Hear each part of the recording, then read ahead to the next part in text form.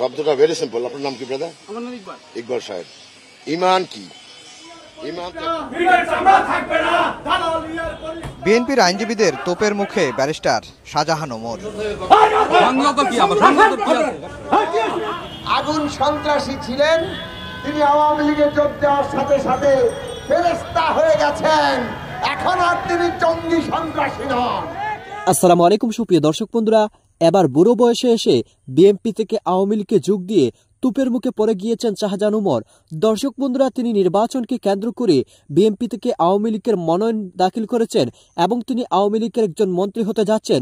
তবে সেই সকল বিষয়গুলোকে কেন্দ্র করে বাংলাদেশের অনেক মানুষেরা ভালো চোখে দেখছে না এবং সেই সাথে শাহজাহান ওমরকে নিয়ে অনেকে অনেক রকম মন্তব্য করে যাচ্ছে। দর্শক বন্ধুরা, তাকে বলে যাচ্ছে সে নাকি একজন প্রতারক এবং সে একজন মীর জাফর। দর্শক বন্ধুরা, এবার শাহজাহান ওমর বিএনপির আইনজীবীদের তুপের মুখে পড়ে গিয়েছেন এবং সেখানে আইনজীবীরা তাকে বেশ কিছু হেনস্থা করেছে।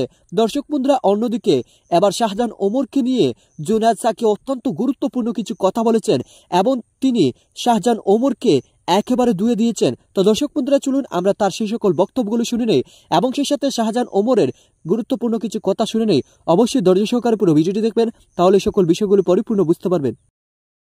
শাহজাহান ওমর আগুন সন্ত্রাসী ছিলেন, তিনি আওয়ামী লীগে যোগ দেওয়ার সাথে সাথে ফেরেশতা হয়ে গেছেন, এখন আর তিনি জঙ্গি সন্ত্রাসী নন।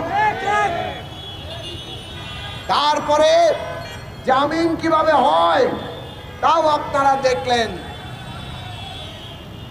আর আওয়ামী লীগ এর টিকিট কিভাবে পাওয়া যায়। এই যত আগুন তথাকথিত আওয়ামী লীগের ভাষায় যারা আগুন সন্ত্রাসী, এরা যদি আজকে আওয়ামী লীগে যোগ দেয় সবাই ফেরেশতা হয়ে যাবে। নৌকার টিকিটও 1 ঘন্টার মধ্যে অনেকেই পেয়েও যেতে পারেন। যাদের একটু হ্যাডম আছে, হ্যাডমওয়ালারা নৌকার টিকিট পাওয়ার জন্য চেষ্টা করে দেখতে পারেন। বন্ধুরা আমার, বাংলাদেশের রাজনীতিতে জেনারেল এরশাদকে অভিযুক্ত করা হতো তিনি রাজনৈতিক নেতা কর্মীদেরকে কেনা বেচা করছেন, তিনি রাজনীতিকে দূষিত করছেন। আওয়ামী লীগের অনেক নেতা জেনারেল এরশাদের সময় এইভাবে রাজনীতির কেনা বেচার শিকার হয়েছিলেন। আজকে আওয়ামী লীগ, কোরবান আলী থেকে শুরু করে অনেক নেতা, কিন্তু আজকে আওয়ামী লীগ সেই সামরিক স্বৈরাচারের সমস্ত পথ আরো ব্যাপকভাবে তারা কাজে লাগাচ্ছেন। রাজনীতিকে দূষিত করে পুরো রাজনৈতিক একটা প্রক্রিয়া, রাজনৈতিক একটা ব্যবস্থাকে তারা পুরোপুরি কবর দেওয়ার ব্যবস্থা করছেন। বাংলাদেশ থেকে রাজনীতিকে উঠিয়ে দিয়ে বিরাজনীতিকরণ করে গণতন্ত্রকে ধ্বংস করে এরা মিথ্যাচার, প্রতারণা তাকে একমাত্র অবলম্বন করেছেন। গতকাল ওবায়দুল কাদের সাহেব বলেছেন তারা নাকি গণতন্ত্রকে ত্রুটিমুক্ত করছেন। বাংলাদেশে এর চাইতে মিথ্যা কথা, এর চাইতে বড় প্রতারণা আর কোনো কিছু হতে পারে না। আওয়ামী লীগ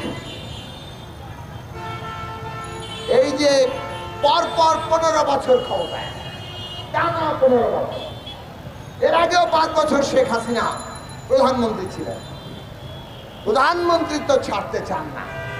ওনারা নাকি বলেন অন্যরা ক্ষমতার লোভ করে। আরে ক্ষমতা ভোট ছাড়া আঁকড়ে আছেন, এর চাইতে বড় লোভ আর কি হতে পারে?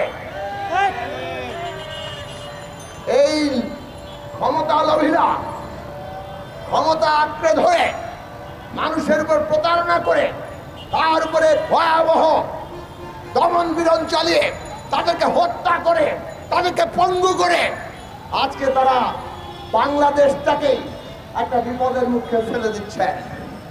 আপনারা ইতিমধ্যে শুনেছেন বিজেপির নেতারা বলছেন তারা এই একতরফা নির্বাচন এবং এর ফলে যদি সম্ভাব্য কোনো ধরনের স্যাংশন আসে, সেইটা এমনকি বাণিজ্যের উপরে প্রভাব ফেলতে পারে। সরাসরি বাণিজ্যে যদি স্যাংশন না হয়, অন্য যে কোনো ধরনের স্যাংশন বাণিজ্যের উপরে প্রভাব ফেলতে পারে।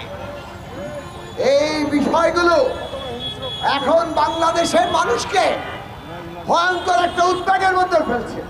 আমাদের লক্ষ লক্ষ শ্রমিক, তাদের পরিবার সমেত কোটি কোটি মানুষ, তাদের ভবিষ্যৎ কি হবে? যারা রক্ত ঘাম পানি করে শিল্প দাঁড় করিয়েছেন, আর আজকে এই সরকার ক্ষমতায় থাকার জন্য তারা বাংলাদেশকে নিয়ে বাজি ধরছে, বাংলাদেশের মানুষ তা গ্রহণ করবে না। অতএব এই একতরফা নির্বাচন, এই গদি নবায়নের নির্বাচন, এই নির্বাচন জনগণ ভোট দেবে না। আরে ভাই, যে নির্বাচনে জানি কোন দল জিতবে, এই নির্বাচনে কে জিতবে আমরা সবাই জানি না। আওয়ামী লীগ জিতবে। জিতলে কে প্রধানমন্ত্রী হবে আমরা সবাই জানি না। শেখ হাসিনা প্রধানমন্ত্রী হবে। তাহলে এই নির্বাচনে ভোট দেওয়ার কোনো দরকার আছে?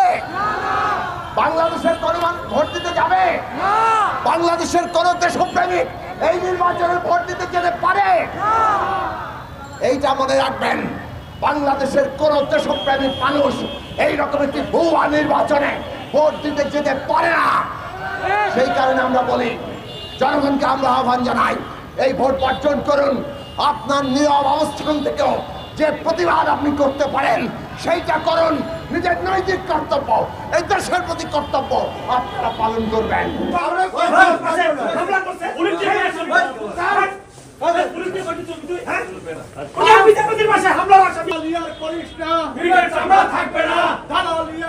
বিএনপির আইনজীবীদের তোপের মুখে ব্যারিস্টার শাহজাহান ওমর।